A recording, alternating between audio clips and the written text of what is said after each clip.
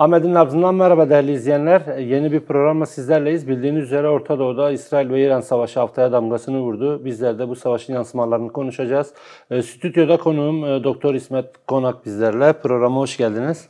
Hoş bulduk, iyi yayınlar diliyorum. Yani İsrail-İran savaşının nedenlerini ve sonuçlarını konuşacağız ama dilerseniz son sıcak gelişme olan ateşkesle başlayalım. Bu ateşkes sizce sürer mi? Neler söylemek istersiniz? Yani ateşkes sürer mi? Tabii burada müneccim olmak biraz yanlış olabilir. Fakat bizim tanıdığımız İsrail son derece saldırgan bir devlet. Militarist bir devlet. Bu açıdan ateşkesin uzun süre devam etmeme ihtimali de var. Genelde bu tür devletler, saldırgan devletler, militarist devletler ateşkes süreçlerini yeniden organize olma, hatalarını gözden geçirme, kendini yeni bir savaşa hazırlama aşaması olarak görürler.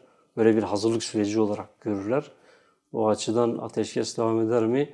Bunu göreceğiz. Geçmişte biliyorsunuz imparatorluklar döneminde birbirleriyle savaş olurken, yani imparatorluklar birbirleriyle savaşırken genelde barış yaptıklarında bir sonraki savaşın hazırlığını yaparlardı. Yani bir barış aynı zamanda sonraki savaşın hazırlığı olarak görülürdü. Bu açıdan bu ateşkesin de ben bir savaşa hazırlık olarak görülebileceğini de söyleyebilirim. Şimdi İsrail biliyorsunuz savaş esnasında aslında bazı açıklar verdi. Mesela İran'ın kullanmış olduğu balistik füzelerin karşısında İsrail'in demir kubbesi evet çok da iyi değildi. Yani bu balistik füzeler karşısında yetersiz kaldı diyebiliriz. Çünkü caydırıcı oldu. Mesela 12 günlük savaş esnasında yaklaşık 27 ölü var. 1100'e yakın yaralı var. Dolayısıyla bu füzeler karşısında başarısız bir demir kubbe var. Bu açıdan İsrail ne yapacaktır? Bu dönemde yani bu ateşkes sürecinde bu demir kubbeyi yeniden gözden geçirecektir. Bir kez daha ona bakacaktır. Yani belki de daha fazla tahkim etme, daha fazla güçlendirme yer yönelecektir. Bu açıdan bakacağız, göreceğiz önümüzdeki süreçte neler olacak. Yani bir de işte İsrail-İran savaşını yaratan nedenler var. Yani bu savaşa neden tanıklık ediyoruz? Neler söylemek istersiniz? Evet, tabii şimdi bu savaş oldukça çetrefilli bir savaş. Yani çok boyutlu bir savaş. Çok sayıda dinamik var. Geçmişine gitmek lazım. Savaşın aslında biz 13 Haziran değil de 7 Ekim 2023 yılında başladığını söylersek daha doğru olur. Yani de facto olarak. Hamas biliyorsunuz. saldırıları. Evet, Hamas'a karşı saldırı. Şimdi İran'ın Orta Doğu'da bir stratejisi var. Neydi bu strateji? İşte bir direniş ekseni oluşturma. Yani silahlı eylemler yapan örgütler ağı oluşturma ve bu ağ üzerinden Orta Doğu'da ne yapma? Yerleşme, Orta Doğu'da güçlenme amacındaydı İran. Şimdi İsrail'de temelde şöyle bir strateji uyguladı. Dedi ki biz bu direniş eksenini kıralım ve 7 Ekim'de direniş eksenine karşı bir hareket başladı. O hareket ilk önce Hamas'a karşıydı. Hamas'a karşı aslında belli ölçüde başarılı oldu. Şu ana kadar baktığımızda çok güç kullandı, çok şiddet kullandı. Mesela yaklaşık 60 bin kişi öldürüldü. Yine 2 milyona yakın kişi zarar gördü. Yine Hamas'ın liderlerinden Yahya Sinvar olsun, işte İsmail Haniye olsun bunlar ortadan kaldırıldı, öldürüldüler. Hamas'tan sonra bu kez Hizbullah'a yöneldi Lübnan'da. Şimdi Hizbullah lideri Hasan Nasrallah da öldürüldü. Hatta biz orada neye tanık olduk? İşte çağrı cihazları patlatıldı. İsrail üstün bir teknoloji kullandı. Evet, kullandı. Sonraki süreçte İsrail'in bu direniş eksenine karşı harekatı, stratejisi devam etti. Bu kez Suriye'ye eğildi. Suriye'de 8 Aralık'ta ne oldu? Baas rejimi, 61 yıllık Baas rejimi yıkıldı. Onun yerine Ahmet Eşşara yönetimi geldi. İsrail zaten Şara'ya destek vermişti. Heyet Tahrir el-Şam'a destek verdi. Lojistik anlamda, askeri olarak, ekonomik olarak destek verdi ve bir şekilde Suriye'deki rejimi de değiştirdi. Ve gittikçe İran için hareket alanı daralmaya başladı. Zaten İsrail İran'ı bir ahtapota benzetiyor. Yani diyor ki ahtapot ve onun kolları Orta Doğu'da yayılmış durumda, öyle görüyordu. Ve 7 Ekim'den itibaren başlattığı o savaş aslında Ahtapot'un kollarını kesmeye dönük bir savaştı. Büyük oranda başarılı oldu. Bir de burada Yemen'den de bahsetmek lazım. Yemen'de de biliyorsunuz Husiler var. Bu arada Husiler, Husi sözcüğü bir kabile ismidir Arapça. Araplarda bir kabiledir. Orada biz bu hareketi tanımlarken Zeydi Şiiler olarak yorumlasak daha iyi olur. Dolayısıyla Zeydi Şiilere karşı da İsrail'in belli ölçüde başarılı olduğunu söylersek yanlış olmaz. Tüm bu savaş konseptinden sonra, yani Orta Doğu'daki bu dengeler değiştirdikten sonra, muharebe sahasında etkili olduktan sonra artık Ahtapot'un başına geldi, öyle söyleyelim. Şimdi İsrail tabii bunu yaparken aslında Tevrat'ı da sık sık kullandı. Mesela Hamas'a karşı savaş konseptini geliştirirken Amalek sözcüğünü kullandı. Yani Filistinlileri bir Amalek halkı olarak gördü.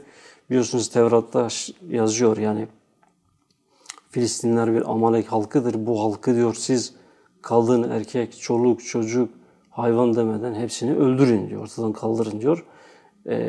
Şeye göre, İsrail'in mitolojisine göre İsrailoğulları Mısır'dan çıkarken İsrailoğullarını zorlayan, onların üzerine saldıranlar Filistinliler. Dolayısıyla Hamas'a karşı başlattığı savaşta bir Amalek halkı tabirini kullandı. Kutsal savaş izlenimi yarattı. Öyle bir imge yarattı İsrail halkında. O Tevrat'taki kutsal savaş argümanı sonraki süreçte devam etti. Yani 13 Haziran'da da biz bunu gördük. Mesela 13 Haziran'da savaş başlatırken operasyon ismi Yükselen Aslan Operasyonu'ydu. Ne yaptı? İsrail kendi halkını bir aslana benzetiyor. Yani avını yiyip bitirene kadar, öldürülenlerin kanını emene kadar mücadele eden bir aslan imgesi yarattı. Bir kez daha kutsal savaş havası yarattı. Yani kendi halkında bir kez daha. Şimdi zaten o yazılamayı Netanyahu da ağlama duvarında kullanmıştı. Yani oraya bırakmıştı. Şimdi bunu söyledikten sonra savaşın, yani 13 Haziran'dan sonraki o savaşta İsrail'in mevcut pozisyonu da son derece önemli. Yani ne yaptı, ne etti? Çünkü bu savaş aynı zamanda tam bir modern hibrit savaş olarak görülebilir. Dolayısıyla İsrail bu savaşa iyi bir hazırlık da yapmış. Onu da söyleyelim. Yani bu savaşla birlikte aslında birbirlerini de yoklamış oldular. Onu da diyebiliriz değil mi? Çünkü evet, karşılıklı hem demir kubbenin etkisiz olduğu hem de aslında İran'ın da yıllardır mesela Şah'tan bu yana işte Siyonizmi ortadan kaldıracağız tehditleri var. Yani bir nevi karşılıklı bir güç göstergesi de oldu diyebiliriz. Kesinlikle oldu. Şimdi şöyle, yani İsrail saldırdığında, şimdi şöyle baktığımızda bu modern hibrit savaşında üstün teknoloji kullandı. Mesela F-35'ler, F-15'lerin kullanılması, yine dronlar etkili oldu. Yerel ajan ağını kullandı. Normalde dronlar siz dışarıdan oraya sokarsınız ama ajanlar ne yapmışlar? Dronların parçalarını İran içine kadar götürmüşler ve parçalardan drone oluşturmuşlar. Ve dolayısıyla savaş başlarken İran'ın hava savunma gücünü kırdılar. Havadaki refleksini, hava savunma refleksini bir şekilde zayıflattı oradaki dronlar. Bir de bu savaşta bir istihbarat kılıcı kullanıldı. Yani onu da söyleyelim. Mossad'ın etkisi çok. Evet, Mossad'ın etkisi var. Şimdi orada Unit 8200 istihbarat birimi kullanıldı. Son derece sofistike bir birim. Bu birim sayesinde üst düzey kişiler arasındaki görüşmeleri deşifre ettiler. Ve onların aynı zamanda toplantılarını da, toplantı yerlerini de deşifre ettiler ve üst düzey komutanlar mesela yer altında görüşme halindeyken, toplantı halindeyken vurdular. Bu oldukça üstün bir savaş teknolojisidir. Onun altını çizelim ama bu noktada biraz önce de söyledim, İsrail'i düşündüren şey İran'ın balistik füzeleri oldu. Çünkü bu balistik füzeler çok etkili oldu. Demir kubbeyi deldiler. Bu noktada çok yeterli olmadı, başarılı olamadı. Belki de ateşkesi zorlayan buydu. Şimdi siz bu kadar balistik füze kullanırsınız, demir kubbeyi çaresiz bırakırsınız ama ne olur? İsrail halkı buna çok fazla dayanamaz. Yani çünkü her geçen gün ölüler artıyor, yaralılar artıyor. İsrail halkı buna daha fazla dayanamayınca ateşkes de kaçınılmaz hale geldi. Onu da söyleyelim. Bu noktada bir de Netanyahu'nun İran halkına yapmış olduğu bir konuşma vardı. O konuşma biraz önemli. O konuşmada Netanyahu özellikle Büyük Kiros'tan bahsetti. İkinci Kiros'tan bahsetti. Aslında biraz belki onun tarihine de bakmak lazım. Şimdi niye bakmak lazım? Çünkü bu savaşta İsrail'in çok fazla saldırgan olmamasını etkileyen faktörlerden biri de belki bu kadim dostluktur, tarihsel bağlılıktır. Onu söyleyelim. Milattan önce 6. yüzyılda Babil Krallığı 2. Nebukadnezar Yahudiye'deki çok sayıda Yahudi'yi sürgüne gönderdi. Bu sürgün edilen Yahudiler daha çok büyük bir kısmı İran'a gitti. İran sahasında yani çok fazla o dönemde Babiller tarafından zulüm gördüler. Ama sonraki süreçte Babilleri ortadan kaldıran Akamenitlerin Yahudilere bakışı, Yahudilere dönük tutumu değişti. Akamenitlerin başında ise o dönemde Büyük Kiros vardı, 2. Kiros vardı. Şimdi Büyük Kiros şunu yaptı, daha çok toleranslı hareket etti, merhametli hareket etti Yahudilere karşı. Dini vecibelerini yerine getirmelerini serbestiyet tanıdı. Mesela milattan önce 437'de bir ferman çıkardı. Bu fermana göre Yahudilerin kendi vatanlarına, kendi yurtlarına dönmelerine olanak sağladı. Bu önemliydi ve birçoğu da döndüler. Bu dönemde yaklaşık 40 bin Yahudiden bahsediliyor. Şimdi bu olay yani Yahudilerin dönmesi tabii ki İsrail-İran ilişkileri açısından önemli. Yani bugün İsrail bu olaya çok önem veriyor. Zaten Yahudilerin bir kısmı, büyük bir kısmı 2. Kiros'u aynı zamanda Mesih olarak görüyor. Bu noktada onu kutsuyorlar. Günümüzde de yani bu savaşta da sanki biraz belirleyici oldu. Dikkat edersek İsrail çok fazla güç kullanmadı. Yani şiddet kullanmadı Farslara karşı. Yani bizim Gazze'de gördüğümüz o tablo sanki İran'da çok yoktu. Mesela Gazze'de bir önce de bahsettik. 40-56 bin kişi, 60 bin kişi öldürüldü.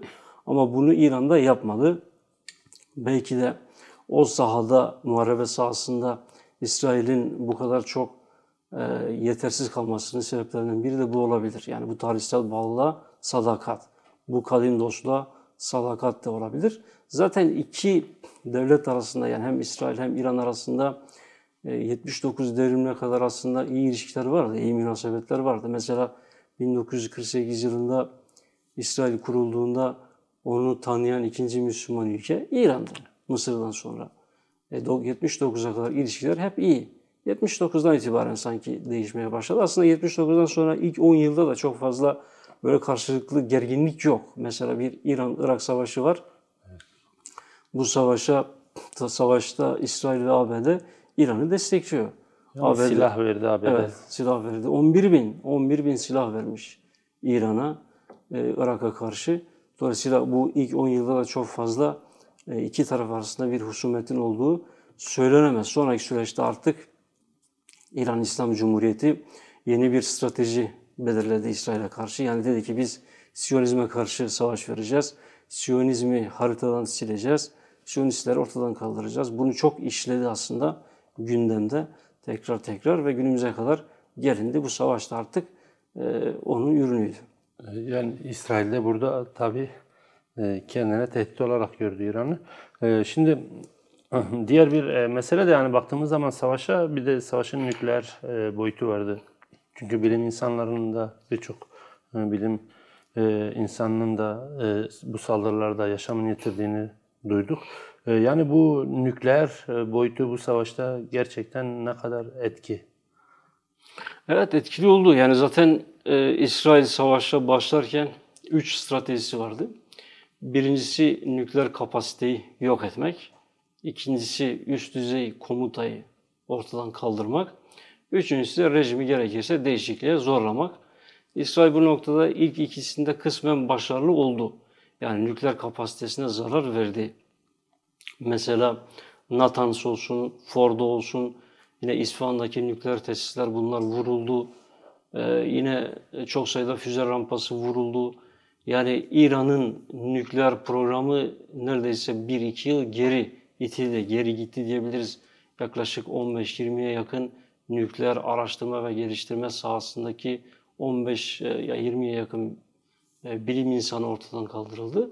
Bu açıdan kısmen başarılı oldu diyebiliriz. İkincisi ise neydi? Üst düzey komutayı ortadan kaldırmaktı.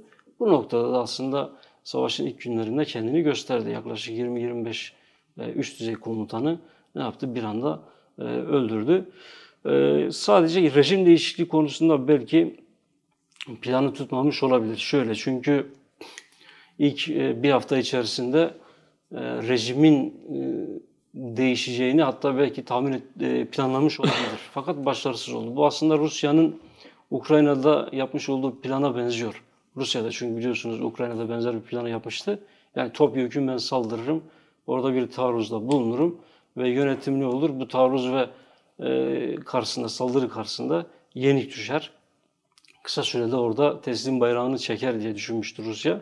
Bunun benzerini sanki İsrail'de düşünmüş ve bu noktada yanılmış olabilir, onu söyleyelim. Fakat nükleer program konusunda evet İran'ı zayıflattı. Benim okuduğum kadarıyla mesela İran'ın elinde bir uranyum vardı. Yaklaşık 400 kilo uranyum. Bu uranyumun sanırım büyük kısmı Rusya'ya götürülmüş, gitmiş yani. Özellikle bazı haberlerde de geçiyor. Yani büyük oranda nükleer açıdan İran'ı zayıflattığını söylersek yanlış olmaz. Yani bir de bu savaşa ABD'nin dahiliyeti var. Hani bu testlerinden bahsettiniz. Ona dönük B-2 savaş uçaklarıyla bir saldırısı vardı. Yani ABD'ye karşı da işte İran hem Katar hem Irak'taki üslere dönük bir saldırı gerçekleştirdi. ABD'nin bu savaşa dahiliyeti nasıl bir etki yarattı? Tabii ABD, şimdi şöyle, aslında ABD'nin dahil olduğunu söylesek yanlış olabilir. Yani şöyle yanlış olabilir. ABD dahil olmadı, zaten bu savaşı organize eden bir güçtü bana göre. Yani başından beri bilgi de veriyordu, her türlü istihbaratı da veriyordu, desteği de veriyordu. Dolayısıyla ABD bu savaşa dahil oldu dersek yanlış olabilir. Çünkü 8 ay öncesine hesaplanmış bir saldırı, 13 Haziran saldırısı. Hatta biz söyledik 7 Ekim de facto olarak da düşünülebilir. Bütün bu sürecin aslında arka planında ABD vardı. Yani ABD İsrail'i bir deney faresi olarak da kullanmış olabilir bu savaşta İran'a karşı. O açıdan ABD'nin bu savaşta dahil olmasıyla birlikte her şey değişti dersek yanlış olabilir. Başından beri zaten içindeydi. Asıl organize edildi, asıl güçtü. Bunu söylemek lazım.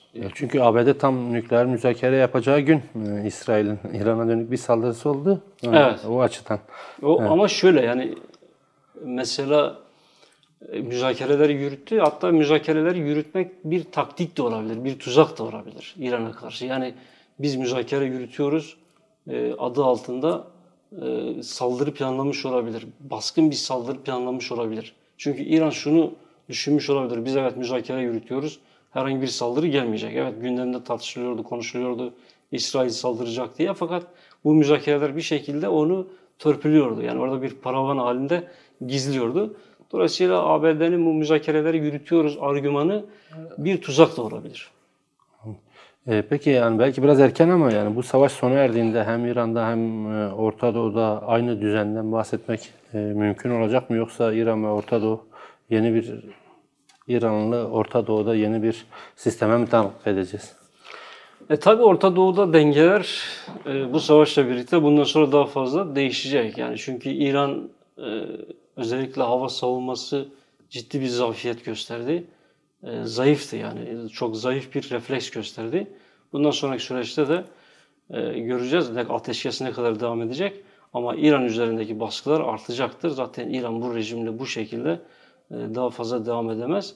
Orta Doğu'daki dengeler bu savaşla birlikte daha fazla değişime uğrayacaktır. Kaçınılmaz yani. Yine yani bu savaşla birlikte biraz da Kürtlerin durumunu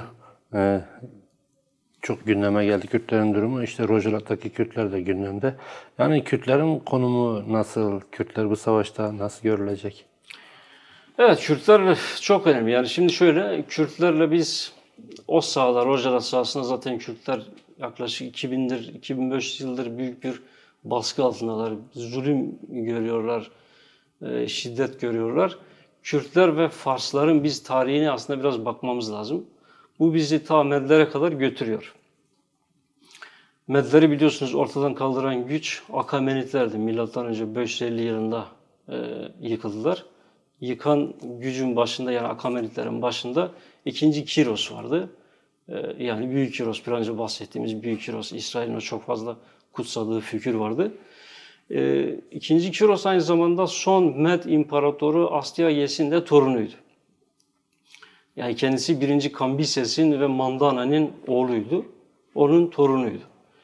O savaşta, yani milattan önce 553-550 yıllar arasında yaşanan o 3 yıllık savaşta özellikle Harpagos büyük bir rol oynadı. 2. Kiros'un kazanması için. Harpagos da Med Sarayı'nda bir generaldi. Harpagos'un rolüyle, Harpagos'un oradaki arabuluculuğuyla 2. Kiros bu savaşı kazandı. Ve milattan önce 553 yılında Akamenitler devletini kurdu. Kürtler aslında ilk darbeyi o zaman yediler. O sahada. Yani Farslardan yenilen ilk darbedir.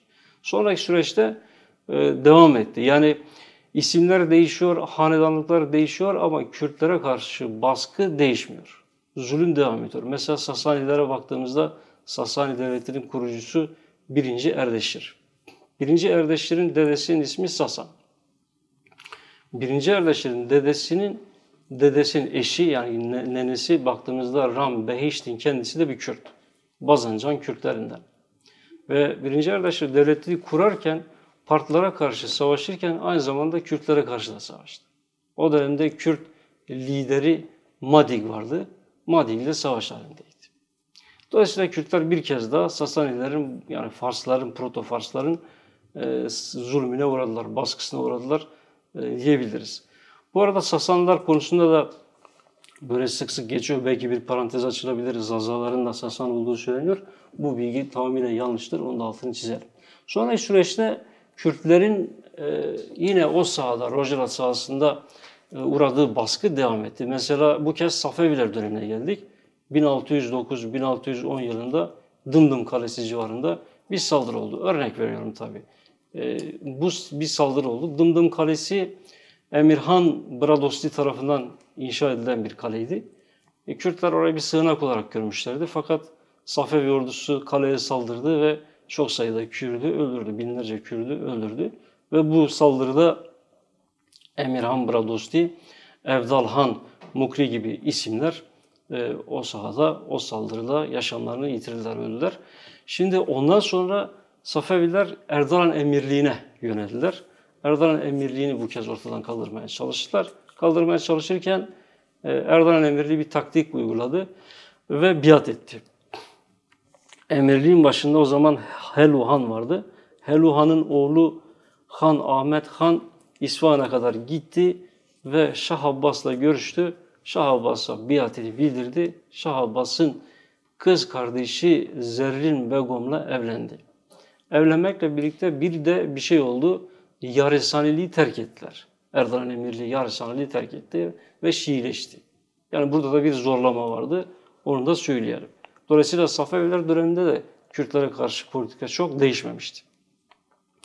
Mesela o Erdoğan Emirliğini ortadan kaldıran güç Kaçar Hanedanı'ydı. Safevilerden sonra bu sefer Kaçar Hanedanı'ydı. 1867 yılında bu emirlik ortadan kaldırıldı. Yani bir kez de oradaki politika değişmedi. Geliyoruz 20. yüzyıla. 20. yüzyılda Kürtler üzerindeki o şiddet, o inkar, o red politikası devam etti. Mesela 1946 yılında siz de iyi biliyorsunuz, Ocak 1946 yılında Kürdistan Cumhuriyeti kuruldu. Yani Mabat Cumhuriyeti. Kurucusu Gazi Muhammed'ti. Bu cumhuriyet sadece bir yıl orada hükmetti ve bir yıl sonra yıkıldı. Zaten 1946 yılının Mayıs ayına geldiğimizde o sahada tek bir Sovyet askeri dahi yoktu. Normalde Sovyetler Birliği desteklemişti bu cumhuriyeti. Sovyetler Birliği çekildikten sonra cumhuriyet zayıfladı. Gazi Muhammed de yalnız kaldı. Aşiretler de desteklemediler. Ve 1947 Mart ayında Gazi Muhammed, Sadır Gazi, Seyfi Gazi gibi önemli isimler idam edildi. Bu noktada Gazi Muhammed'in bir vasiyeti var aslında. Vasiyetinde Farslara veya Acemler konusunda önemli bir şey söylüyor. Diyor ki, Acem size bal verirse bilin ki içine mutlaka zehir atar. Bu biraz önemli. Yani demek ki deneyimlemiş. Bunu söylüyor. Ondan sonraki süreçte Kürtlerin tabii mücadelesi devam etti. Yani Kürtler her zaman bir özgürlük mücadelesi vardı, bir statü kazanma mücadelesi vardı. Özellikle Abdurrahman Kasımlı ile birlikte biraz daha şekillendi.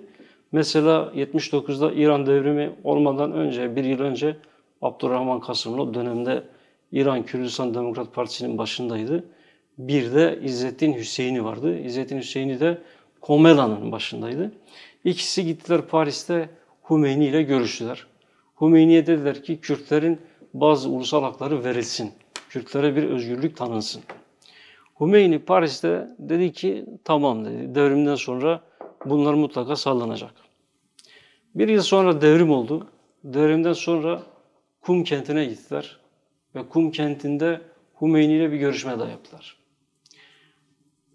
Hümeyni dedi ki ulusal haklar kesinlikle tanınmaz. Kürtlere özgürlük verilmez. Kürtlere özgürlük verilmesi, ulusal hak tanınması İslam'a aykırıdır. Dedi ki bu İslami kardeşliğe aykırıdır. Bunu söyledi.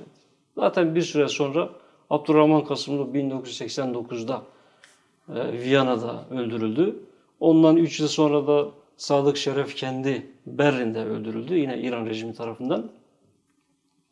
Yani İran rejiminin Kürtlere dönük böyle bir politikası vardı. Şimdi günümüzde bu son dönemde özellikle bu savaşla birlikte PJAK'ın bazı açıklamaları vardı. Belki biraz ona bakmak lazım. PJAK o açıklamalarında özellikle iki konuya eğildi. Bunlardan birincisi faşizm sözcüğüydü. Ben özellikle ona çok dikkat çektim, yani altını çizdim. Faşizm, bir diğeri ise öz yönetim. Faşizme biraz bakmak lazım. Yani hem Fars milliyetçiliği hem Şii tahakkümüne vurguda bulunan bir sözcük. Gerçekten İran'da da bu var. Yani İran Anayasası'nda en azından biz bu ruhu görebiliyoruz. İran Anayasası'na bakıyorsunuz. Diyor ki devletin resmi dili Farsçadır. Devletin diyor resmi dini İslam ve Caferiliktir. Caferilik mezhebidir. Bunun dışında bir de velayeti fakih var. Yani biliyorsunuz en son imam 12. İmam Mehdi'ydi. Mehdi inanışa göre gizlendi ve tekrardan Mehdi'nin geri döneceğine dair bir inanış var. Mehdi geri dönene kadar dini ve askeri siyasi işleri yürütecek, dini ve siyasi işleri yürütecek bir lidere ihtiyaç olduğunu düşünüyor Hümeyni ve velayet-i fakih makamını formüle ediyor. Yani kendisi aynı zamanda yani velayeti üstüne alıyor, öyle söyleyelim. Dolayısıyla İran Anayasası bu üç sütun üzerine temellendirilmiş durumda. Birincisi Fars milliyetçiliği, ikincisi Caferlik mezhebi, üçüncüsü ise velayeti fakih.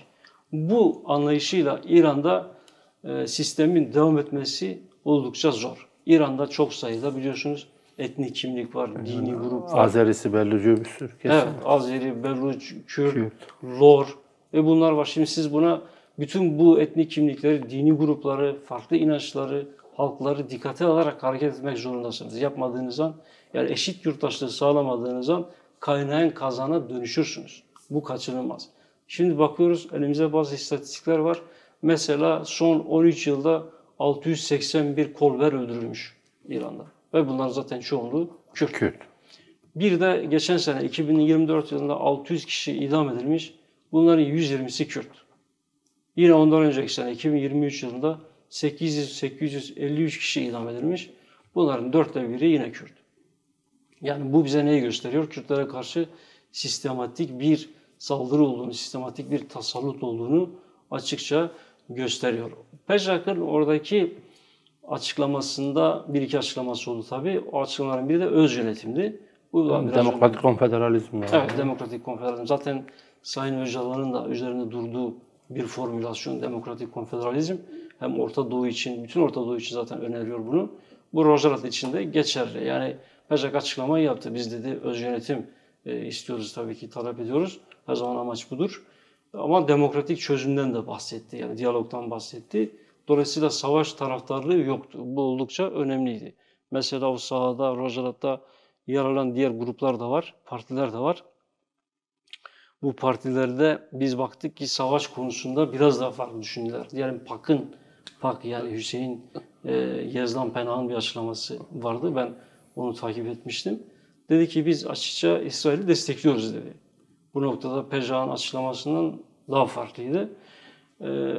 Burada savaş konusunda daha dikkatli olmak lazım. Yani bu savaş Kürdi partilerin taraf olması gereken bir savaş değil. Savaştan nemalanmak veya savaşı bir araç olarak da kullanmamak gerek. Tabii ki orada Kürtlerin her zaman bir statü talebi var. Kendi geleceğini inşa etme talebi var. Bu da önemli. Oradaki partiler bir şekilde bir güç birliği de oluşturmalılar. Yani şimdi bu kadar biliyorsunuz eskilerin bir sözü var. Ekmeğini yalnız yiyen taşını da yalnız kaldırır diye.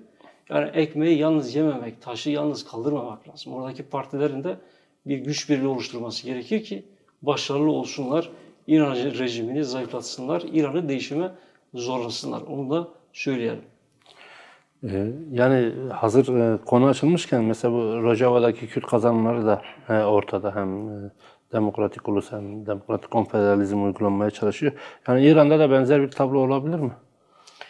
Olabilir. Yani oradaki dinamiklere bağlı, İran'ın geleceğine bağlı. Rojava'daki o süreç İran'da da uygulanabilir. Zaten savaş ortamında, kaos ortamında Kürtler her zaman kendilerini savunma durumundalar. Yani savunmak da zorundalar ve o güçleri de var. Refleksler her zaman daha örgütlü refleksler.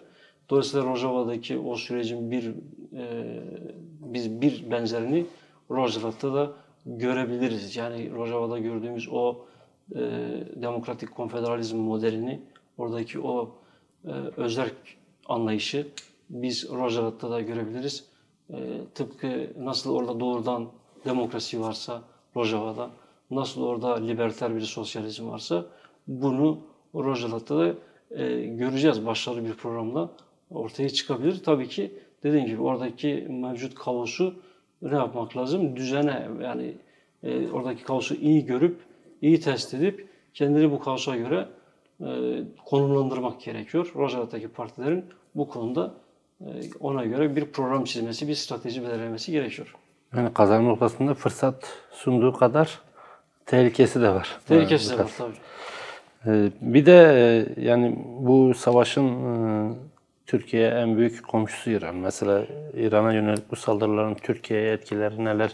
Baktığınız zaman İsrail'in 13 Haziran'daki ilk saldırısı sonrası Devlet Bahçeli'den Erdoğan'a kadar sık sık açıklamalar yapıldı. Hedef Türkiye denildi. Mesela bunun Türkiye'ye etkileri nelerdir? Evet, Türkiye tabii ki hem iktisadi olarak etkileri oldu hem de siyasi olarak etkileri oldu. Zaten Bahçeli'nin de açıklaması vardı. Sıra bize geliyor dedi. Bu açıdan daha fazla demokratikleşmeyiz imasında bulundu. Demokratikleşmeliyiz imasında bulundu. Evet, yani bu konuda bu Türkiye'ye verilen bir mesaj var. Bu noktada Türkiye'nin de oturup şapkayı önüne koyması, bazı reformlar yapması gerekiyor. Bu savaş iktisadi olarak mesela nasıl etkiledi gördük. Hemen motorinde, yani akaryakıtta zamlara döndü. Çünkü petrol fiyatları yükseldi. Bir anda 65 dolardan 78 dolara kadar çıktı. Hatta bir ara Hürmüz Boğazı'nın kapatılması dahi gündemdeydi. Eğer Hürmüz Boğazı kapatılsaydı bu Türkiye için tam bir buhran olabilirdi. Çünkü şu anki doğalgaz ve aynı zamanda petrol akışının %20'si biliyorsunuz dünyada Hürmüz Boğazı'ndan yapılıyor. Hürmüz Boğazı kapatılsaydı bu Türkiye'yi çok etkileyecekti. Petrol fiyatının, bir varil petrol fiyatının 100 dolar hatta 120 dolara kadar çıkacağı dahi tahmin ediliyordu, dile getiriliyordu. Bu açıdan Türkiye zaten bu savaş konusunda başından beridir hep tedirgindi. Tedirgin olmasının sebeplerinden biri iktisadi, bir diğeri ise dedik yani siyasidir. Neden siyasi? Şimdi Türkiye evet şu an bir hükümet barış ve demokratik toplum sürecine bir şekilde götürmeye çalışıyor veya içindedir diyelim. Bir tarafıdır ama diğer taraftan Rojava'daki Kürtlerin herhangi bir statü elde etmesini de çok fazla sindiremiyor. Onu da söyleyelim. Bu açıdan bu savaştan çekindi yani. Acaba ne olur, nereye evrilir? Oradaki Kürtler ne tür kazanımlar elde eder? Bu konuda korkular orada baş gösterdi. Onu söyleyelim. O açıdan zaten Bahçeli o açıklamayı yaptı. Hatta hükümeti dahi eleştirdi diyebiliriz. Hükümet çünkü hala barış ve demokratik toplum Yani süreci somut adım atmaması. atmadı. Atıfta bulundu. Evet, atıfta bulundu ve hükümette bir şekilde adım at dedi. Bunu iyi biliyor. Yani biz bir önce bahsettik. İran'daki o anayasa, o Fars milliyetçiliği, o Şii tahakkümü, İran'daki o otokratik rejim, otoriter sistem nasıl bir tehlike ise, nasıl saldırılara karşı ülkeyi sert rüzgarlara karşı yelkensiz bırakıyorsa, Bahçeli de biliyor ki Türkiye'de reform yapmazsa, adımlar atmazsa, demokratikleşmezse, hukuk ve adalet konusunda bir takım ilerlemeler kaydetmezse, eşit yurttaşlığı inşa etmezse başına geleceklerini biliyor. Bu açıdan zaten aslında burada hükümeti uyarıyor. Yani zaten baktığınız zaman hani İmralı'da yapılan görüşmelerde de verilen notlarda bu savaşın 5 aşamalı olduğu belirtti. İşte Libya, Yemen, Suriye ayağı tamamlandı. Sırada İran, Türkiye ayağı var ve sıklıkça bu yorumlar da yapılıyor. Yani Türkiye'yi hem ABD, İsrail eksenine hem de bu demokratikleşme sağlanmasa daha büyük nasıl tehlikeler bekliyor, neler söyleyebiliriz?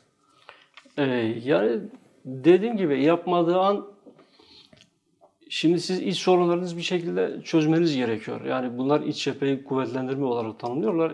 İç cephe çok militarist bir kavram gibi duruyor. Fakat iç sorunları var Türkiye'nin. Bu sorunlarla yüzleşmesi gerekiyor. 100 yıllık sorunlar. Yeni değil. Bu bizim Kürt sorunu ısrarla bahsediyoruz. Yani ta Lozan'a kadar dayanıyor. Lozan Anlaşması'yla birlikte ortaya çıkan, zuhur eden bir inkar var. Hukuki inkar söz konusu. Kürtlerin varlığını tanımama söz konusu. Bunun dışında Alevilerin sorunu var. Bunun dışında Ermeni sorunu var. Tüm bu sorunlarla siz yüzleşmelisiniz.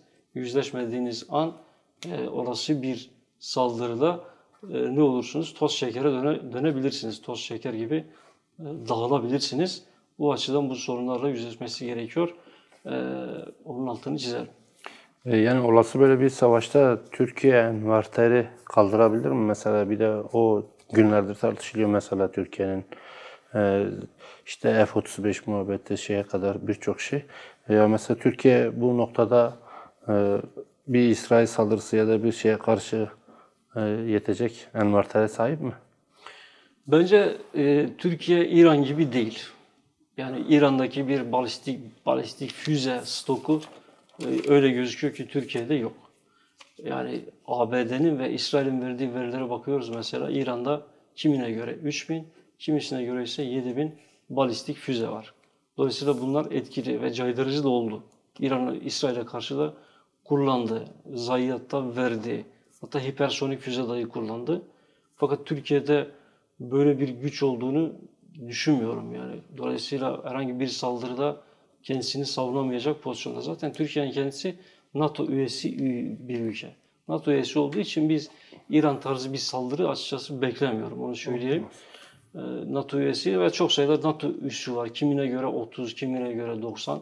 Yani NATO'nun eteğinin altına saklanmış bir ülke Türkiye. O açıdan ne İran tipi bir saldırıya maruz kalır ama bunun dışında diğer saldırılar karşısında, olası bir saldırı karşısında kendisini çok böyle savunacak, İran gibi bir reaksiyon verecek bir durumda da değil. Onu da görmek gerek. Yani tüm bunlara baktığımızda aslında Orta Doğu'nun yeniden dizayn meselesi ön plana çıkıyor. Yani Orta Doğu'da tüm bu savaşlardan uzak bir çözüm nasıl mümkün olabilir? Yani çünkü hep baktığımızda işte Suriye bitiyor, İran başlıyor, İran bitiyor, diğeri başlıyor. Mesela ortak bir çözüm olsa Orta Doğu'da nasıl bir çözüm üretilmeli ki bu savaşlar kalıcı olarak sonlansın? Evet, çözüm yolu belli. Demokratik konfederalizm. Bunun üzerine düşünmek lazım. Yani ortada çok sayıda etnik kimlik var, etnik grup var, dinsel grup var, halk var, inanç var, kimlik var. Bunların hepsini bir arada yaşaması için bir eşit yurttaşlığa ihtiyaç var. O eşit yurttaşlıkta demokratik konfederalizmde geçiyor. Yani hepsinin eşit şekilde barış içinde yaşaması gerekiyor. Bunun için de savaştan, militarizmden, agresiflikten, saldırgan politikadan vazgeçmek lazım. Her şeyden öte ulus devletliğin üzerine düşünmek lazım. Yani Orta Doğu'da sonuçta ulus devletler var. Militarizmi bu kadar körükleyen şey bu ulus devletlerin varlığıdır. Sayın Öcalan da zaten sık sık bunun altını çiziyor. Ulus devletler üzerine önemli teoriler üretiyor. Hatta son perspektifinde de bunu dile getirmişti. Yani ulus devletli kapitalizme alternatif demokratik toplum sosyalizmini önermişti. Bu açıdan Orta Doğu'da bir demokratik toplum sosyalizmine kesinlikle ihtiyaç var. Acil bir şekilde ihtiyaç var. Yani bu kadar çok ulus devletin kurulması, ulusun kutsanması, bayrağın kutsanması, tek dil, tek din, tek bir millet siyasetinin bu kadar çok ön planda olması ne yapar? Mevcut barış ortamını bozar, savaşa sürükler, daha fazla kaosa sürükler, kargaşa getirir. Bunun önüne geçmek lazım. Bunun önüne geçilmesinin aslında kılavuzu belli, rehberi bellidir. Demokratik toplum sosyalizmidir. Onu uygulamak lazım. Klasik sosyalizmden biraz daha farklı tabii. Reel sosyalizmden farklı. Nasıl farklı? Yani demokratik toplum sosyalizminde biz neyi görüyoruz? Direkt demokrasiyi görüyoruz. Liberter sosyalizmi görüyoruz. Bu noktada bir devlet amacı yok. Özellikle bu çok önemli. Devletsizliğin hakim olduğu bir sistemden bahsediyoruz. Yani az devlet, çok toplum ilkesinin belirgin olduğu bir formülasyondur demokratik toplum sosyalizmi. Günümüzde devletsizlik üzerine, devletsizlik formülasyonunu özellikle dikkate almak lazım. Şimdi mesela Sovyetler Birliği'nde devlet oldukça kutsanmıştı. Bu yüzden Sovyetler Birliği'nin biz yıkıldığını söyleyebiliriz. Siz biliyorsunuz Buharin ve Preobrazhenski bir kitap yazmışlardı 1918 yılında. Komünizmin ABC'si diye bir kitap. Bu kitapta şunu demişlerdi. Diktatörlük proletaryanın elinde bir baltadır demişlerdi. Aslında buradaki diktatörlük devletin kendisi. Yani proletarya devleti, proleter devlet gibi kavramları o dönemde olumlayan bir Sovyet yönetimi vardı. Aynı Preobrazhenski ve Buharin 1930'lu yıllara geliyoruz. Bu diktatöryanın, bu baltanın mağduru oldular. Ve ikisi de kurşuna dizildi. Yani o açıdan devlet paradigmasını yeniden düşünmek gerek. Sovyetler Birliği'nde en büyük eksik buydu. Aşil topuğu devletti ve 91 yılındaki çöküşte aslında o devleti bir türlü aşamadılar. Bunu söyleyelim. Dolayısıyla günümüzde 21. yüzyılda 21. yüzyıl sosyalizmini geliştirmek gerekir. Demokratik sosyalizm üzerine yeniden düşünmek lazım. Yani bu dizaynda hani Kürtler aslında biraz daha çok ön plana çıkıyor ama baktığımız zaman bu Kürtlerin de birlik olması hem zaten PJAK'ın da açıklaması vardı, işte İran'da da birçok yapı var, yine burada da yıllardır Kürt Ulusal Kongresi'nin toplanmasına dönük çağrılar var. Yani bu dizaynda Kürtlerin bir olması şart mı? Mutlaka bir olması şart. Yani Kürtler arası ittifak her zaman önemli. Bir ulusal kongrenin varlığı her zaman önemli. Kürtlerin bütün bu saldırılar karşısında, Kürtlerin gemisinin bu korsan saldırılar karşısında daha sağlam olması gerekir. Daha güçlü olması gerekir. Aksi durumda korsanların saldırısı karşısında o gemi gider. Yani bir şekilde kendini orada savunamaz, devam ettiremez. 4 parça Kürdistan'da hem Rojava'da hem Bakur'da hem Başur'da hem Rojava'da bu birliğin sağlanması gerekir. Örgütlü bir refleksin gösterilmesi gerekir ki mevcut saldırılara karşı savaş veya kaos durumunda ne yapsınlar? Kendi geleceklerini inşa edebilsinler, statülerini elde edebilsinler, özgürlüklerine kavuşsunlar. Yani bir de İsmet Hocam baktığımızda hem Orta Doğu'da hem Rusya-Ukrayna arasında süren savaşta hem de daha önce işte İsrail'in imzaladığı İbrahim anlaşmalarına baktığınız zaman yani hem bir taraftan anlaşmaların çok yoğun olduğu bir dönem, bir taraftan da bu anlaşmaların doğurduğu savaşların yoğun olduğu bir sürece girdik. Yani nasıl bir sürece evrildi her şey? Bir taraftan görüşmeler, bir taraftan saldırılar oluyor. Yani sadece İsrail-İran meselesi değil. Yani birçok bölgede devam eden birçok savaşta benzer durum var. Ve bunların ana etkeni zaten birçok yerde ifade edildiği gibi hem enerji yolları hem de değerli element dediğimiz şey Çin ve ABD eksenli. Yani bu Nasıl bir evreye alınıyor bu enerji savaşları, bu mal mülk edinme? Daha nasıl bir evreye dönecek? Evet. Ve tabii dünyada şu var, kapitalist sistem devam ettikçe savaşlar kaçınılmaz. Bu kaçınılmaz. Zaten emperyalizm de kapitalizmin en üst aşamasıdır diyordur Lenin. Emperyalizm beraberinde savaşı getiriyor. Çünkü çok sayıda şirket var. Savaş şirketi var, enerji şirketleri var veya baktığımızda silah şirketleri var. Bu şirketlerin aslında yönlendirici olduğunu, politikayı belirlediğini söylersek yanlış olmaz. Bunların varlığı devam ettikçe savaşlar kaçınılmaz. Mesela Rusya'nın Ukrayna'ya karşı vermiş olduğu savaşta biz bunu gördük. Yani o savaşı başlatan tek başına Putin değildi. Putin'in etrafındaki oligarklardı. Bu oligarkların da bu savaşta çünkü bir çıkarı vardı. Yükselen bir sermaye birikimi var. Sermaye biriktikçe savaşa olan gidişat da hızlanıyor. Bu açıdan dünyadaki savaşların temel sebeplerinden biri sınıfsaldır. Sermaye birikimidir. Sermayedar sınıfın çıkarları söz konusu. Onu söyleyelim. İsmet Hocam, sürenin de zaten sonuna geldik. Son sözlerinizi de alalım. Yani sonuç olarak dediğim gibi özellikle Kürt halkının Orta Doğu kargaşasını iyi görmesi gerekiyor. Kaosunu iyi görmesi gerekiyor. Oradaki mevcut savaşın dinamiklerini, savaşın sonucunu bu 12 günlük savaşı özellikle iyi analiz etmesi gerekiyor. Analiz ettikten sonra kendine ait bir strateji belirlemesi lazım geleceğe dair. Bu noktada Rojava tabii çok önemli. Rojava halkının da biz özgür olmasını, kısa süre içerisinde özgürlüğüne kavuşmasını, bir öz yönetim inşa etmesini her zaman arzu ediyoruz. Yani değerlendirmeleriniz ve katkılarınız için teşekkürler. Ben teşekkür ederim.